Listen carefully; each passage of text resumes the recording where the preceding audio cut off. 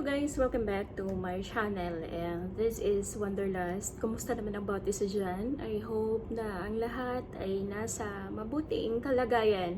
And I know na it's been a long time na wala akong upload na video. So here I am again, and before I forget, I just want to say na Happy Christmas sa inyong lahat wherever you are, especially sa kapwa ko OFW. Kahit saan mang sulok ng mundo tayo naroon, just enjoy the moment. Of course, sa mga andyan sa Pilipinas, seize every opportunity na kasama nyo ang inyong family. Enjoy your time, spend quality time with your family and your loved ones. Ayun. So, actually, wala naman, magdidilig lang ako ngayon ng aking mga bulaklak ayan sa aking likod kasi nga I will be away for 18 days. Kaya napapaisip ako, makasurvive kaya sila na walang magdidilig kasi nga walang tao dito sa bahay. So may iiwan sila. So last na dilig na yon. Napapaisip tuloy ako kung yung tao nakakasurvive ng years, a lot of years na walang dilig. Joke lang. How much more yung mga bulaklak ko for 18 days kaya makasurvive sila. Pagbalik ko kaya buhay pa sila. Yung ganun ba? Kasi sayang, ang gaganda pa naman. So, ayun.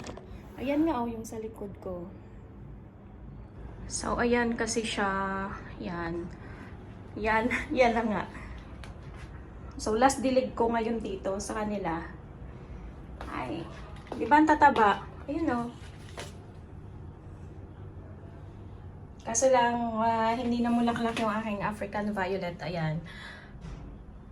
Nakita nyo naman last time yung mga bulaklak nito. Ayan, ang dami nila. Kaya, kawawa ang mga ito. Walang mag-aalaga. Kasi parang katulad din yung mga tao eh. Kailangan ng TLC. Ayan yung aking rose. O, diba? Sayang kasi, pag iniwanan ko, kaso, no choice. Matira ang matibay na lang sa kanila. Yan. So, didiligan ko ngayon. Ewan ko lang. Bahala na sila. They will survive on their own. So, ayan guys. Thank you so much for watching. And see you on the next one. Bye! And enjoy! Enjoy every day. Sabi ko nga na whatever you do in life, make sure that it makes you happy. Ayun lang. Good. God bless.